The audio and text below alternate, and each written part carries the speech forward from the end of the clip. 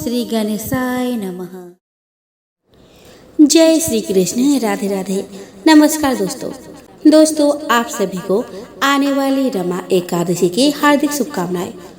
दोस्तों आज इस वीडियो में मैं आपको बताने वाली हूँ साल 2023 में रमा एकादशी कब है, इसके पूजन विधि के बारे में मैं आपको बताऊंगी कि व्रत के दिन क्या करे और क्या ना करे, व्रत में क्या खाए और क्या ना खाए, तुलसी दल कब तोड़े। साथ ही मैं आपको बताऊंगी इसके महत्व के बारे में और हम सुनेंगे इंदिरा एकादशी की पावन व्रत कथा। तो चलिए दोस्तों वीडियो शुरू करते हैं। तो दोस्तों प्रेम से बोले हरि ओम। दोस्तों हर वर्ष कार्तिक मास के कृष्ण पक्ष की एकादशी तिथि पर रमा एकादशी मनाई जाती है। तदनुसार इस वर्ष गुरुवार 9 नवंबर को रमा एकादशी है। यह दिन भगवान विष्णु को समर्पित होता है। इस दिन भगवान विष्णु और माँ लक्ष्मी की पूजा की जाती है। साथ ही भगवान विष्णु के निमित्त एकादशी का व्रत रखा जाता है।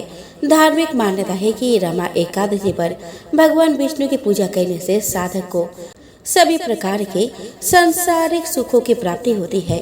साथ ही घर में सुख समृद्धि और खुशहाली आती है। अतः साधक श्रद्धा भाव से एकादशी के दिन व्रत रखकर लक्ष्मी नारायण जी का पूजा करते हैं।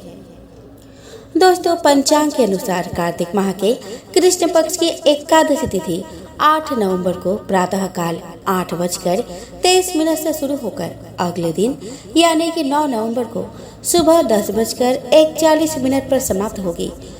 ज्योतिषियों को माने तो 8 नवंबर को सुबह 8 बजे तक दशमी तिथि रहने के चलते 9 नवंबर को एकादशी का व्रत रखा जाएगा। दोस्तों साधक 10 नवंबर को सुबह 6:39 से लेकर सुबह 8:50 तक पूजा पाठ कर पारण कर सकते हैं। इस दिन द्वादशी तिथि का समापन दोपहर 12:35 पर हो रहा है।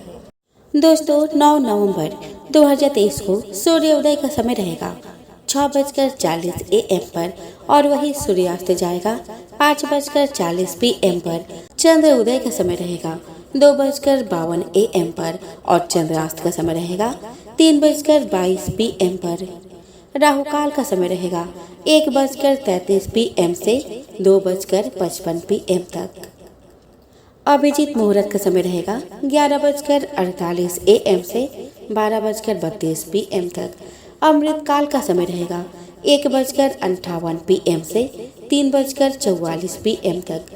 ब्रह्म मुहूर्त का समय रहेगा 5:04 से 5:52 तक। आइए दोस्तों अब हम एक झलक देख लेते हैं रमा एकादशी की पूजन विधि पर। दोस्तों कार्तिक माह के कृष्ण पक्ष की एकादशी तिथि को प्रातः काल ब्रह्म मुहूर्त में उठे। इस समय भगवान विष्णु को प्रणाम कर दिन की शुरुआत करें। दैनिक कार्यों से निवृत्त होने के बाद सुविधा होने पर पवित्र नदी में स्नान करें। अगर सुविधा नहीं है तो गंगा जल युक्त पानी से स्नान करें।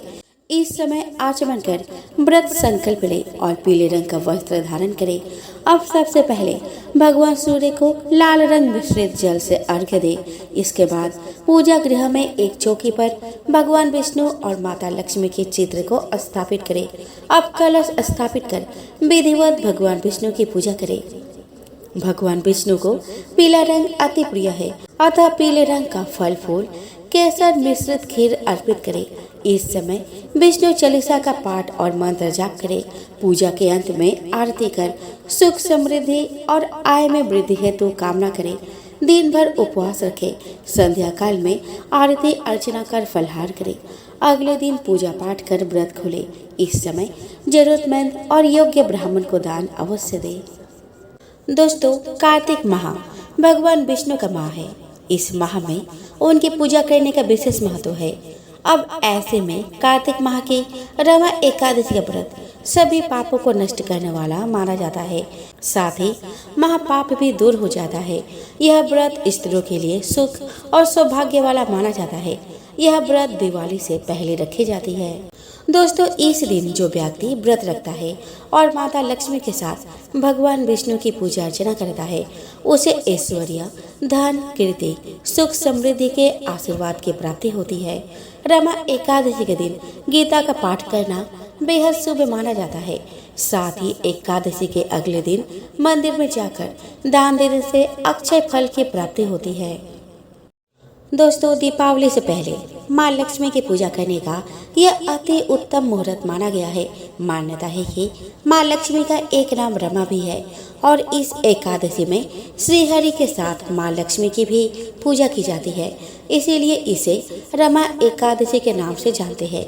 मान्यता है कि इस व्रत को करने से घर में धन का कभी अभाव नहीं होता।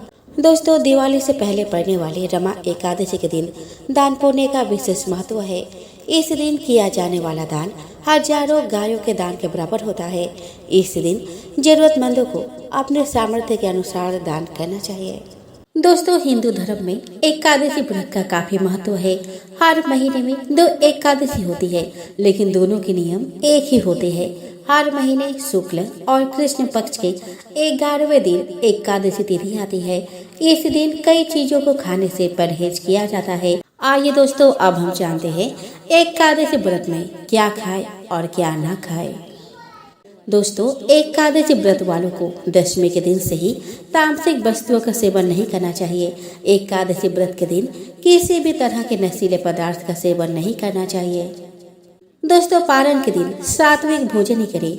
मूली, बैंगन, मसूर दाल, लहसुन, प्याज भोजन को भूलकर भी नहीं खाना चाहिए।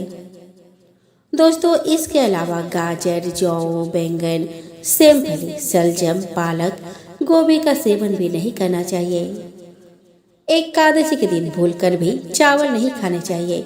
एकादशी पर चावल खाने से पुण्य फल नष्ट हो जाते हैं।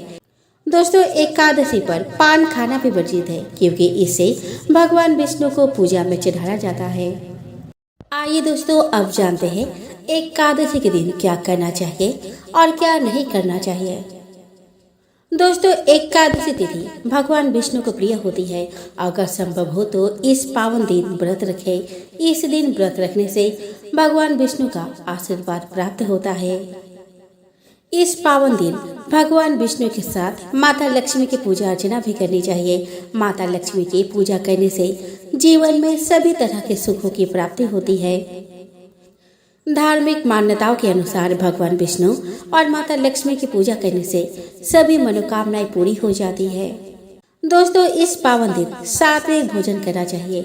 एकादशी के दिन मांस, मदिरा का सेवन नहीं करना चाहिए। इस दिन पहले भगवान को भोग लगाए, उसके बाद ही भोजन ग्रहण करें। दोस्तों एकादशी के दिन चावल का सेवन नहीं करना चाहिए। इस दिन चावल का सेवन करना अशुभ माना जाता है। दोस्तों एकादशी के दिन ब्रह्मचर्य का पालन करना चाहिए और किसी के प्रति अपशब्द का प्रयोग नहीं करना चाहिए। धार्मिक मान्यताओं के अनुसार दान करने से कई गुना फल की प्राप्ति होती है। इस पावन दिन अपनी क्षमता के अनुसार दान जरूर करें। धार्मिक मान्यताओं के अनुसार भगवान विष्णु को तुलसी अति प्रिय है। इस पावन दिन भगवान विष्णु को तुलसी जरूर अर्पित करें। दोस्तों हिंदू धर्म में तुलसी के पौधे का विशेष महत्व है। यही कारण है कि तुलसी को देवी के समान मानकर उनकी पूजा की जाती है। सुबह के समय तुलसी के पौधे में पानी दिया जाता है, तो शाम के समय तुलसी के सामने दीपक जलाकर सुख समृद्धि की कामना की जाती है। घर के आंगन में तुलसी लगाने की परंपरा सदियों से चली आ रही है और इसका कारण यह है कि तुलसी को लक्ष्मी का स्वरूप माना जाता है। घर में तुलसी का पौधा लगाने से न सिर्फ घर में सुख शांति आती है, बल्कि वास्तु दोष भी ठीक हो जाता है। तुलसी को भगवान विष्णु की प्रिय माना जाता है। पूजा में इस्तेमाल होने वाले प्रसाद में तुलसी की पत्तियां डालने के बाद ही उसे शुद्ध माना जाता है। लेकिन तुलसी केवल पूजनीय ही नहीं, बल्कि औषधीय गुण से भी भरपूर होती है। सर्दी, खांसी जैसी समस्याओं में तुलसी के पत्ते से बना काढ़ा पीने से बहुत आराम मिलता है और तबीयत जल्दी ठीक हो जाती है। बहुत से लोग अपने चाय में भी तुलसी का पत्ता डालना पसंद करते हैं। लेकिन अगर आप चाहते हैं कि आपके घर में सुख शांति बनी रहे और पैसों से जुड़ी कोई समस्या ना हो, तो तुलसी के पत्तों से जुड़े कुछ नियमों का पालन करना आवश्यक है। आपको पता होना चाहिए कि तुलसी के पत्ते को किस दिन और किस समय पर नहीं तोड़ना चाहिए। दोस्तों, तुलसी के पत्ते को रविवार, मंगलवार और शुक्रवार को नहीं तोड़ना चाहिए। इसके अलावा एकादशी के दिन, द्वादशी तिथि, अमावस्या और पूर्णिमा तिथि के दिन भी तुलसी का पत्ता नहीं तोड़ना चाहिए। मान्यता है कि ऐसा करने से घर में गरीबी आती है। सूर्योदय से पहले और सूर्यास्त के बाद भी तुलसी का पत्ता नहीं तोड़ना चाहिए। घर में जब किसी बच्चे का जन्म हुआ हो तो जब तक बच्चे का नामकरण नहीं हो जाए तब तक तुलसी के पत्ते ना तोड़े।